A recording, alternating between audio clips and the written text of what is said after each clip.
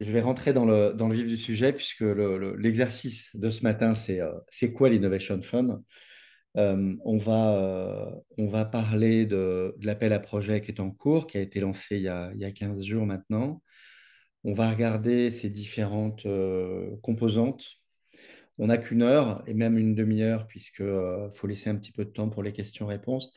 Je pense que les slides qui ont le plus de valeur, ce sera plutôt les derniers slides qui sont les critères d'évaluation, les voyants verts ou les voyants rouges, pour savoir si ça vaut le coup que vous y alliez ou pas, ou les gens que vous accompagnez, parce que j'ai vu qu'il y avait un certain nombre de régions et de territoires autour de la table, si les entreprises que vous accompagnez, en gros, bah, est-ce qu'elles peuvent y aller ou pas? Est-ce que ça vaut le coup d'y aller ou pas? Parce que c'est quand même un gros travail de monter ce type de dossier. Surtout que le programme est assez nouveau. On n'a pas encore, énormément de recul sur le programme. Aujourd'hui, le programme il a été lancé en janvier 2021 et donc on a même pas 3 ans de recul aujourd'hui sur les projets qui ont été financés. Alors, la première chose, un tout petit peu de politique, ça s'inscrit dans le Green Deal. Ce programme s'inscrit dans le Green Deal. Donc, l'idée, c'est que l'Europe veut arriver à une neutralité carbone en 2050. Ça, c'est de la politique. Et ce programme, avant tout, il vise à faire en sorte que des entreprises réduisent leurs émissions de gaz à effet de serre. Donc, ça va être un des critères.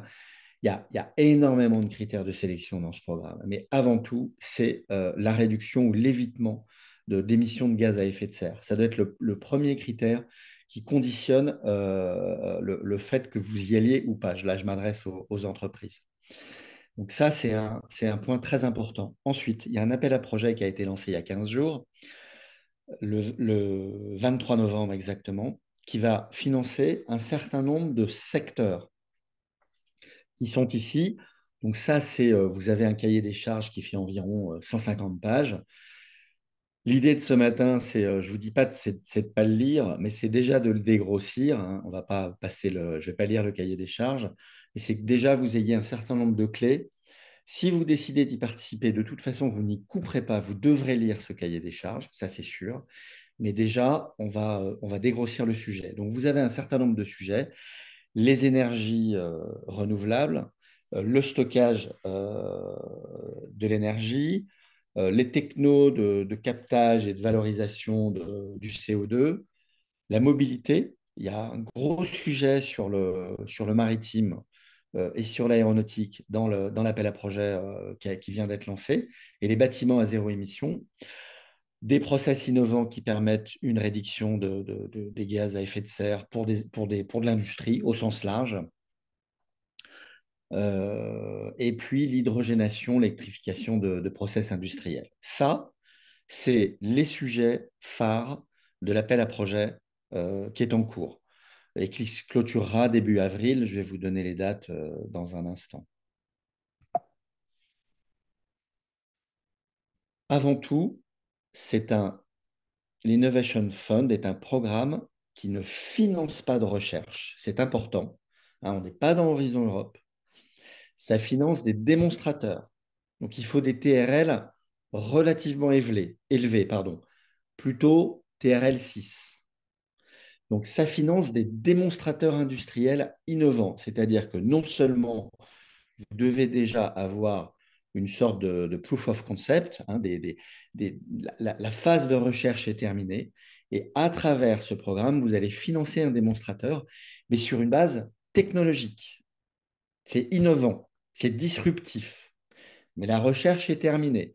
Donc on est dans une phase qui est très spécifique. Si vous êtes encore en phase de recherche, c'est trop tôt. Si il n'y a pas de techno derrière, vous ne rentrez pas dans la case. Je vais être un peu dur. On sait très bien tous qu'on peut toujours faire une petite danse du ventre pour rentrer dans la case. C'est vrai, on peut faire une petite danse du ventre, mais avant tout, ça finance quand même des démonstrateurs industriels. Et vous verrez à la fin, je considère que ce sont deux slides qui ont beaucoup de valeur. On verra les 11 questions oui-non qui doivent vous orienter sur le fait que vous pouvez candidater et que vous avez une vraie chance de succès ou pas. L'idée, c'est de présenter un projet qui va réduire ou éviter l'émission de gaz à effet de serre. Je le dirais jamais assez, même ce matin, si je me répète, je me répéterai jamais assez, sur les 10 prochaines années. Donc l'idée, c'est aussi de calculer l'évitement ou la réduction de ces émissions de gaz à effet de serre sur les 10 ans du projet. Autre info, c'est plutôt de la politique, mais il faut quand même le savoir, ce n'est pas la Commission européenne en tant que telle qui instruit et qui finance, c'est une de ses agences, c'est la CINEA, qui est l'agence de la Commission européenne, on va dire que c'est l'agence du climat par abus de langage. La CINEA également gère notamment le programme LIFE, qui est très orienté sur l'environnement et sur l'économie circulaire. Je sais que je regarde Team 2, je pense que c'est un de vos terrains de jeu, le Life également, je pense, un de vos gros terrains de jeu pour vous et pour vos membres. Oui, Donc, oui, tout à fait. C'est quelque chose, ainsi que les fonds de transition, juste pour les régions qui sont dotées, enfin les départements qui sont dotés de ce fonds-là. Oui, tout à fait. bah, c'est vraiment le cœur le cœur de vos sujets, le cœur de vos activités. Il faut savoir que c'est un fonds, l'Innovation Fund, qui est abondé par le marché européen des crédits carbone. On a quand même 4 milliards d'euros de dispo. Je vais revenir sur les grands métriques de l'appel à proposition en cours. Vous allez jouer quand même avec 4 milliards d'euros, hein, c'est pas rien, hein. Et surtout, ce qu'il faut avoir en tête, c'est que c'est un budget qui croît chaque année, en tout cas depuis 2 ans. Donc, il y a de la place pour gagner, il y a de la place pour se faire financer. On va détailler ensemble les différents appels à projets. Enfin, il n'y a qu'un appel à projet, mais les trois types de projets que la CINEA attend dans le cadre de cet appel à proposition. On y arrive directement. On a trois types de projets, le small scale, le middle scale, le large scale. Je ne vous fais pas l'insulte de traduire, hein, mais voilà, en gros, bah, il y a des petits projets, il y a des projets moyens, il y a des gros projets. Ce qu'il faut savoir, c'est pour ça qu'il y a marqué nouveauté 2024, c'est que dans les précédents, ouais, il y en a eu plus de deux parce qu'ils étaient séparés dans le passé, mais ce qu'il faut savoir, c'est que les appels moyens, middle scale, n'existaient pas préalablement. Donc, grosso modo, soit vous avez un budget qui est compris entre 2,5 millions et 20 millions d'euros, et vous allez rentrer dans la cale small scale. La trame de rédaction n'est pas rigoureusement la même, mais c'est du détail. Soit vous avez un projet avec un budget qui est compris entre 20 et 100 millions d'euros, soit vous avez un projet avec un budget qui est supérieur à 100 millions d'euros. Les porteurs de projets peuvent être tout type de structures, mais des structures industrielles, hein, PME, ETI ou grandes entreprises. Nous, TSE, on en a gagné d'autres dont je ne vous parlerai pas, mais c'était une PME, hein. Et vous avez vu les chiffres, hein, elle avait un budget de 6 millions d'euros et elle a eu 2,9 millions de mémoire. Je crois que le budget était de 6,3 millions et le financement était de 2,9 millions. On avait demandé un peu moins que le plafond des 60% de taux de financement pour des raisons que je vais vous expliquer un peu plus tard. Les projets, c'est très important, ils peuvent être individuels ou collectifs. Donc, vous pouvez y aller seul. Notre client TSE y est allé seul et il a gagné. Donc, c'est pas mieux ou moins bien, hein, c'est vous qui voyez. Il y a des projets qui gagnent en mode collaboratif, il y a des projets qui gagnent en mode individuel. Ça finance aussi bien du CAPEX que de l'OPEX, hein. Donc, c'est vraiment un programme qui finance les investissements, les équipements, les matériels, les infrastructures. Et ça peut aussi, dans le cas des large scale et des middle scale, financer aussi de l'OPEX sur les 10 ans à venir. Le taux de financement, c'est jusqu'à 60%. Alors, vous ne gênez pas, demandez 60%, mais attention, la Commission européenne et la CINEA en particulier, hein, je vais dire la Commission européenne par abus de langage aussi, mais c'est la CINEA, va faire un calcul sur le ratio entre l'argent qu'ils vont vous donner et la tonne de gaz à effet de serre que vous allez éviter ou que vous allez éviter. Voilà. Donc, si vous êtes trop gourmand, c'est aussi pour ça que sur TSE, on avait estimé que la tonne, enfin, l'évitement était bien, mais il n'était pas dingue. Je vais vous donner évidemment des grandes masses. Et on avait un peu réduit le financement demandé pour que ce taux soit supérieur et passer du bon côté passer du bon côté, quoi. Bon, c'était un bon calcul, on a été financé. TSE a été financé, mais je dis on parce que je nous associe à nos clients. On ne saura jamais si on aurait dû demander 52% et pas 47%. Si on avait gagné, si on avait demandé plus. Mais bon, le fait est que le projet a été financé. Voilà, donc il y a vraiment un critère, il y a une attention forte qui est portée au ratio entre la subvention que vous allez demander et la quantité de CO2 que vous allez éviter.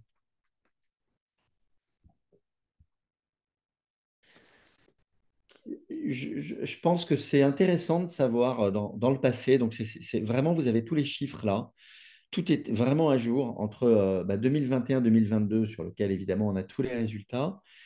Et sur 2023, il y a eu un appel, un small scale dont la clôture était fin septembre. On a déposé des dossiers et on n'a pas encore les résultats. Donc c'est pour ça que vous n'avez pas les lauréats et le taux de sélectivité. Mais vous voyez quand même que finalement, c'est quand même un projet. Alors, vous n'avez pas de middle scale aussi, puisque ça n'existait pas, hein. Vous voyez quand même que sur le small scale, on a eu quand même 25% de taux de sélectivité. C'est un très bon taux à l'échelle européenne. Et vous pouvez voir sur le large scale aussi pour donner des messages encourageants. Après, il y a des messages qui le seront un peu moins, au sens où, bien sûr, mon message sera toujours très positif, le programme est formidable. Mais il faut faire un vrai audit en amont pour savoir si on peut y aller. On va y venir.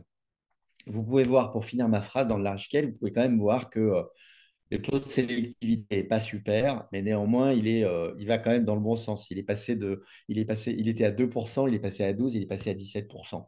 Et quand vous savez que les projets, en moyenne, vous faites une règle de 3, une petite division, 75 millions d'euros, pour un taux de sélectivité de 17%, c'est pas si mal. C'est pas si mal pour aller chercher quand même 75 millions d'euros. On joue, si je puis me permettre, avec des montants qui sont quand même assez intéressants. Et ça vaut le coup de... Voilà, ça peut valoir le coup d'y aller.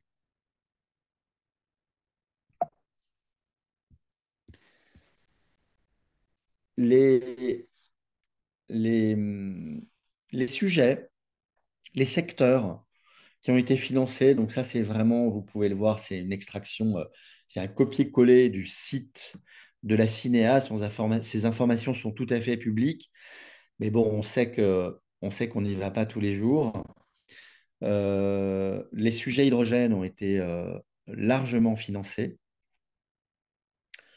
Les sujets céramiques, les matériaux de construction ont été bien financés également. Après, c'est relativement homogène. Les cimenteries, l'énergie solaire, les biorefineries, la chimie verte, hein, le stockage de l'électricité, l'énergie solaire, le stockage du CO2. Donc là, c'était un peu plus ouvert dans le passé. Vous avez vu les différents chapeaux, les différents sujets que je vous ai présentés tout à l'heure. Les slides vous seront envoyés, hein. Je pense qu'il y aura toujours une personne qui va poser la question. Les slides vous seront bien sûr envoyés. Mais vous pouvez voir, voilà, l'acier. Bon, c'est assez homogène quand on y pense, hein. Il y a pas de préférence. Ce qu'il faut avoir à l'esprit, c'est les 5-6 chapeaux que je vous ai présentés tout à l'heure. Ça, c'est sûr, il faut rentrer dans la case.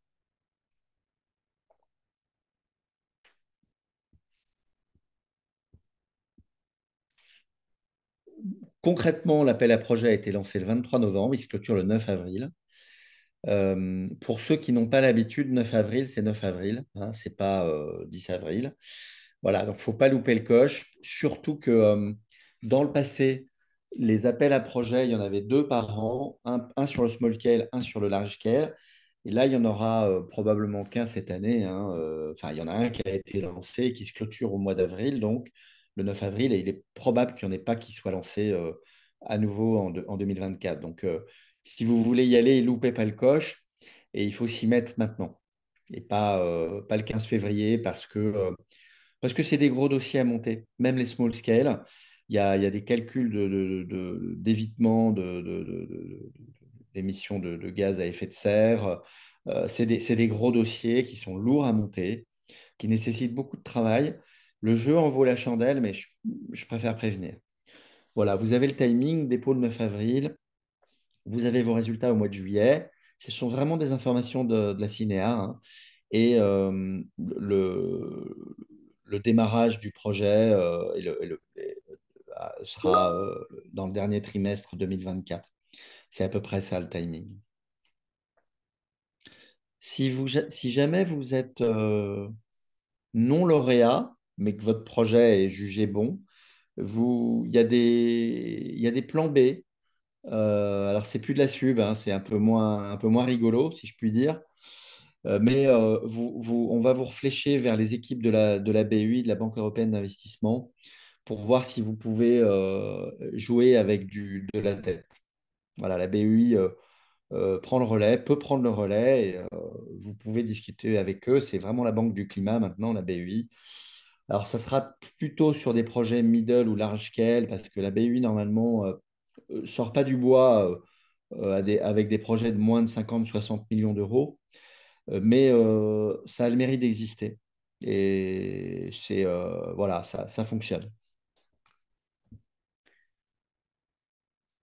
Euh, les 5 grands critères d'évaluation, les 5 grands chapitres sur lesquels vous allez devoir montrer que vous êtes très bon, c'est votre innovation, hein. Donc, je le répète, ça finance des projets industriels, des démonstrateurs industriels, mais qui sont innovants.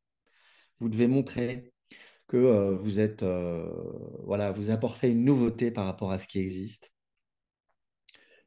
Euh, vous devez avoir une certaine maturité, hein. On revient au TRL 6, 7 minimum. Une maturité opérationnelle, hein. Donc vous êtes vraiment capable de mettre en place le projet. Évidemment, ça va de soi, mais il faut le prouver.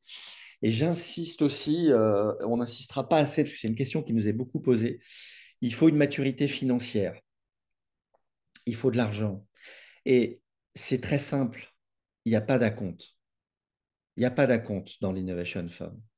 Contrairement aux projets pour lesquels vous avez peut-être l'habitude de travailler dans des Horizons Europe, de l'EIC, du LIFE, enfin bon, je ne vais pas tous les citer, vous n'aurez pas d'acompte. Donc, il faut de la trésorerie, il faut avoir levé de l'argent ou il faut être une entreprise solide. Parce que c'est vous qui allez avancer l'argent. Et qu'en plus, la Cinéa va regarder ce que vous avez fait, va vous donner de l'argent en fonction de ce que vous avez fait au fur et à mesure. Donc, ça règle tous les problèmes. Vous n'êtes pas solide financièrement, vous ne pouvez pas y aller. Et ça fait partie des 11 critères. Alors, il y a d'autres programmes, hein, mais il faut une vraie maturité financière. Ensuite, il faut décarboner, bien sûr, ça va de soi, ça va mieux en le disant. Donc, voilà, il y a un calcul assez complexe à mener sur l'évitement d'émissions de gaz à effet de serre. Et donc, il y a il y a 3 dossiers, hein, enfin, il y a 3 grands chapitres, il y a 3 dossiers même dans ces projets. Et il y a un dossier complet sur le calcul d'émissions, de non-émission ou d'évitement de gaz à effet de serre. Il faut être capable, c'est un terme très à la mode, mais il faut être capable que vous allez, il faut montrer que vous allez être capable de dupliquer la solution. Donc, vous allez le faire à un endroit qui va être en Europe ou ailleurs d'ailleurs, hein. Mais vous devez montrer que vous êtes capable de le dupliquer à terme. Donc, c'est un démonstrateur que vous allez financer, mais vous devez être capable de montrer que vous allez être capable d'en faire d'autres. Et puis, bah, l'efficacité coût, voilà, l'efficacité coût, c'est très lié évidemment au critère numéro 3, mais vous allez avoir une évaluation sur l'efficacité sub versus coût de votre solution.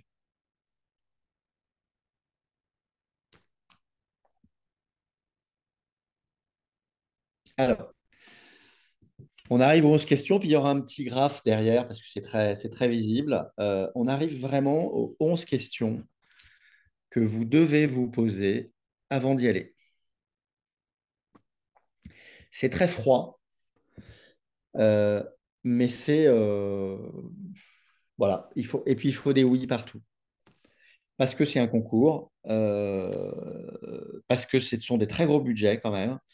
Alors certes, sur le small scale, c'est des financements qui vont jusqu'à 4-5 millions d'euros. C'est pas non plus, enfin c'est pas mal hein, déjà. Mais dès qu'on arrive au middle ou au large scale, on arrive quand même à de très gros financements. Donc, c'est un démonstrateur. Donc, la R&D, elle est faite. Est-ce que vous voulez faire un démonstrateur? Et en fait, à chacune de ces questions, la réponse doit être oui. Sinon, vous n'y allez pas. Si vous êtes en train de finir votre recherche, vous sentez que ça fonctionne, et effectivement, il y a ce délai, hein, vous l'avez bien compris, ça, vous avez l'habitude, mais quand vous déposez un dossier, le contrat, il va être signé souvent 8 mois après. Donc, effectivement, si vous pensez qu'il reste 6 mois pour valider les résultats, vous pouvez y aller, hein. Vous savez que vous savez que vous avez un petit laps de temps.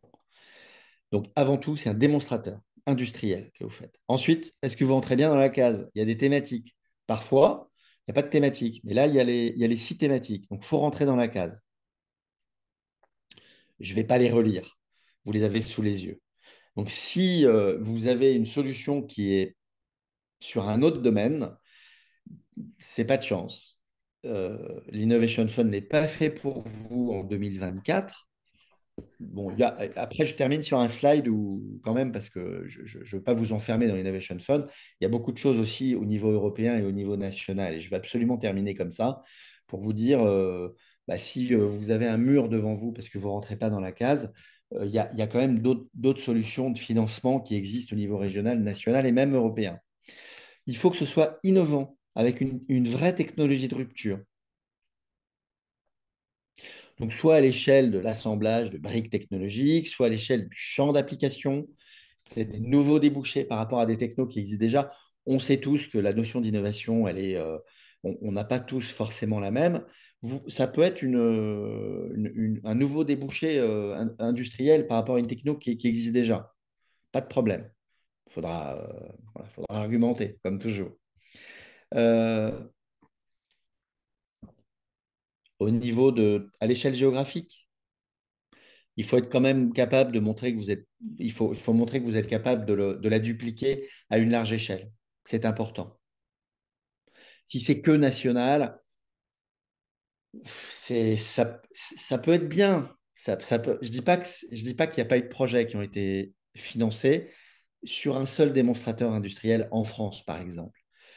Mais si vous êtes capable de montrer que vous êtes capable d'étendre votre solution à d'autres pays, vous gagnerez des points. Le TRL de départ, entre 6 et 8. Ça finance avant tout du CAPEX. C'est génial. La majorité des programmes financent de l'OPEX. Là, ça finance des invests. Génial. Et ça peut même financer des coûts d'OPEX pour les large scale. Et dans certains cas, sur les middle scale. Mais je pense que ce n'est pas utile qu'on aille dans ce niveau de détail aujourd'hui. Vos dépenses, si vous avez un magnifique projet à 800 000 euros, vous oubliez. Ça ne rentre pas dans la case. Ou alors vous le rendez, là aussi, on est à nous d'être intelligents, vous le rendez un peu plus ambitieux que prévu. Mais ils veulent des projets qui font minimum 2,5 millions en dépenses. Puis large scale, bah, si vous avez des projets à plus de 100 millions d'euros, c'est le moment. Et là, voilà, je m'adresse j'en ai vu 2 ou 3 grands groupes industriels autour de la table, hein. Donc, je ne sais pas s'ils sont connectés, mais la liste la liste des lauréats est publique. J'avais hésité à la mettre, mais je me disais qu'on n'aurait pas le temps. Et si ça intéresse certains, on vous l'enverra. C'est tout à fait public. Vous allez sur le site de la Cinéa, Cinéa, CINEA, et vous allez trouver la liste des lauréats. Mais on retrouve Lafarge, on retrouve Engie, on retrouve de très belles grandes entreprises et des grandes entreprises néerlandaises, etc., etc. Il n'y a pas que des Français qui gagnent. Donc, le montant des dépenses, il faut rentrer dans la case. Le critère 8, j'ai envie de dire, c'est le plus important, mais en fait, ils sont tous très importants. Avec en italique quelque chose qui a beaucoup de valeur. C'est écrit en tout petit et ça fait que deux lignes, enfin deux et demi. Mais ça a beaucoup de valeur parce que c'est une question qui nous est souvent posée.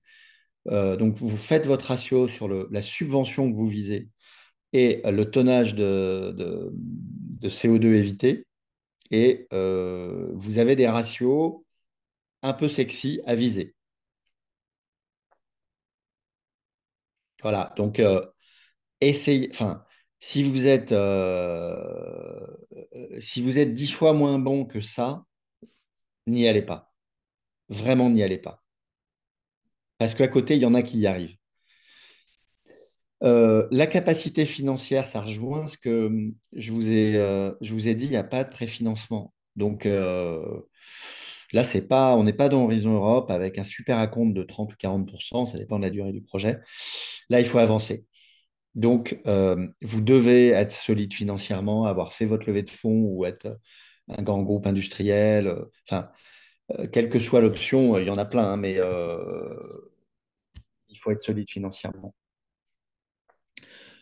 Je me répète beaucoup, mais vraiment, je pense que si vous deviez garder qu'un slide, c'est celui-là ou le suivant, mais le suivant, il reprend ce slide-là sous forme graphique. Euh, vous devez être capable de montrer la scalability, la réplicabilité. Donc, il faut que ce soit le premier démonstrateur que vous faites financer. Euh, est-ce que vous êtes capable ensuite d'en faire d'autres? Il faut montrer qu'il y a une utilité, que vous êtes capable industriellement de le faire, qu'il y a un besoin, etc., etc. Et montrer quel est le plan pour le déployer massivement. Et ensuite, bah, montrer la dimension économique qui a bien le taux de rentabilité, le TRI, le taux de rentabilité interne. Il y a une vraie étude économique à faire dans ces dossiers.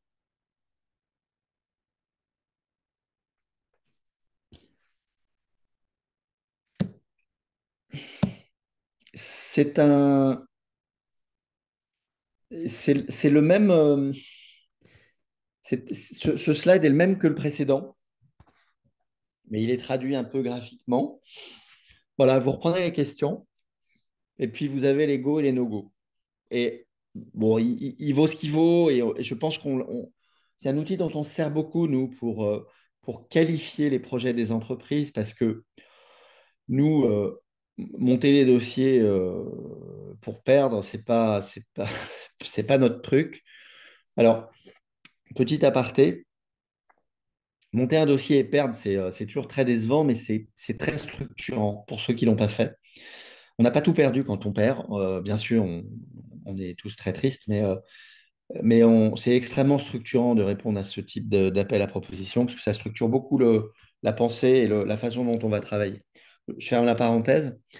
On a, comme c'est beaucoup de travail pour monter ces dossiers, et pour l'entreprise et pour le cabinet conseil, en l'occurrence ABF, on y passe quand même beaucoup de temps. Donc, nous, ce qu'on veut, c'est gagner. Et vous aussi.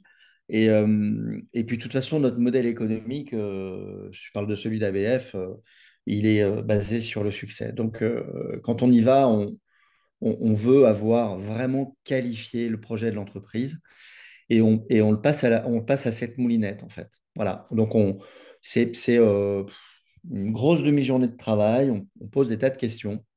Et il faut qu'il y ait des oui. Il faut qu'il y ait des oui partout et on ne veut pas de non, en tout cas. Et dès qu'il y a des non, on n'y va pas. Voilà. C'est aussi simple que ça. Donc, ce tableau reprend le précédent slide avec, voilà, où on estime on estime qu'il y a un très gros potentiel. Et puis, c'est dégressif.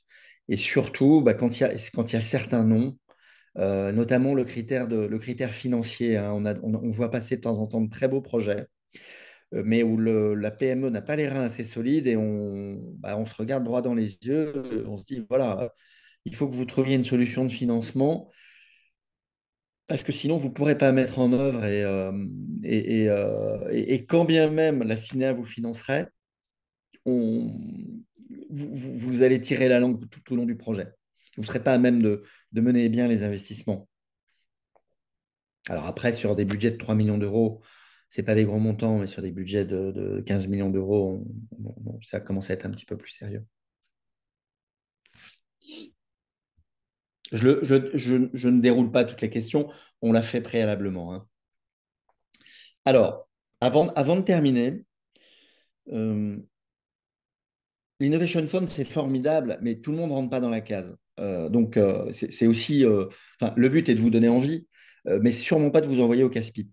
Et je considère que ça fait aussi partie de notre job, du job de Team 2, mais ça, on se connaît bien, et du job d'ABF, de vous dire n'y allez pas. Donc, encore une fois, moi, je vous dis, allez-y. C'est aussi pour ça que je fais ce webinaire ce matin avec nos partenaires de Team 2. Allez-y, foncez. Mais vous avez les éléments là. Vous avez un certain nombre d'éléments. Et je reviens vraiment sur les deux derniers slides. Si vous ne rentrez pas dans la case, surtout n'y allez pas. N'y allez pas parce que vous allez perdre votre temps, vous allez perdre votre énergie. En revanche, si vous pensez que vous rentrez dans la case, alors là, foncez ou mettons-nous autour de la table. Hein, ça fait partie du jeu du webinaire. Je tends une petite perche et voyons si on peut faire un bout de chemin ensemble. Tous les trois, vous, enfin Team 2, vous et nous. Le message que je veux vous dire, c'est que si vous ne rentrez pas dans la case ou si vous n'avez pas les reins assez solides pour telle ou telle raison, il y a des tas d'autres financements pour financer la transition écologique. Et c'est aussi un petit message d'espoir. On a la chance d'être en France où il y a énormément de programmes de financement grâce à France 2030 et grâce à toutes les agences qui financent, grâce aux régions, bien sûr, les régions ont un rôle très important dans les financements de projets. Euh, BPI, l'ADEME, alors je vais pas les France Agrimaire, enfin, vous avez, et puis bien sûr, à l'échelle européenne, la CINEA à travers le programme LIFE, la Commission européenne à travers le programme Horizon Europe, l'Agence de l'eau. Alors, vous les voyez en haut à gauche. Je ne vais pas tous les citer. J'en ai sûrement oublié. Je suis désolé s'il y en a autour de la table ce matin. L'idée n'est pas de faire l'inventaire à l'après-vert de l'ensemble des agences de financement et des structures de financement public qui existent en France. Mais je pense que c'est important de savoir que si vous ne rentrez pas dans la case Innovation Fund, il y a peut-être de la lumière quand même au bout du tunnel. Il y a toujours moyen, surtout sur des sujets je dis ce qui me passe par la tête, d'hydrogène, de captage et de valorisation de CO2, d'économie circulaire au sens large. Si vous ne rentrez pas dans la case Innovation Fund, il y a plein d'autres programmes de financement, plein d'autres structures qui peuvent financer vos projets. Alors, certes, les taux de financement ne seront peut-être pas les mêmes, les modes de financement ne seront peut-être pas les mêmes, mais vous pouvez voir en bas du slide, il y a quand même des grandes thématiques qui sont très bien financées à l'échelle et ou régionale, nationale ou européenne, sur la décarbe, sur les énergies renouvelables, sur les villes durables, sur le bois, sur les produits biosourcés, etc., sur l'eau. Il y a un très gros appel sur l'eau en ce moment au niveau national. Voilà, le message, c'est l'Innovation Fund, c'est super. En plus, c'est un programme voilà, qui fonctionne bien. Mais si vous ne rentrez pas dans la case, il y a d'autres choses. Voilà, peut-être une dernière chose avant d'aborder les questions-réponses. Je suis pas mal dans le timing. De toute façon, je pense que si vous avez envie d'avoir plus d'infos, si vous pensez que vous avez un projet qui tient la route, on sera très heureux avec Team 2 et avec mon collègue Sergio de faire une passe, de venir vous voir ou de faire une visio dédiée au projet que vous avez dans les tuyaux. Voilà. Un peu peut-être pour que vous ayez nos coordonnées. Donc moi, je suis Nicolas Bonnet, je travaille sur les financements européens chez ABF depuis 3 ans, mais sinon, ça fait quasi 30 ans. Et Sergio connaît très bien également ces sujets et il est basé à Lille. Et puis, vous avez évidemment l'équipe de Team 2, Carole qui s'est présentée tout à l'heure, et Lise que vous voyez à l'écran. Voilà, on sera très heureux. Je vais être très heureux de répondre à vos questions tout de suite et très heureux de vous voir dans un deuxième temps si c'est utile ou nécessaire.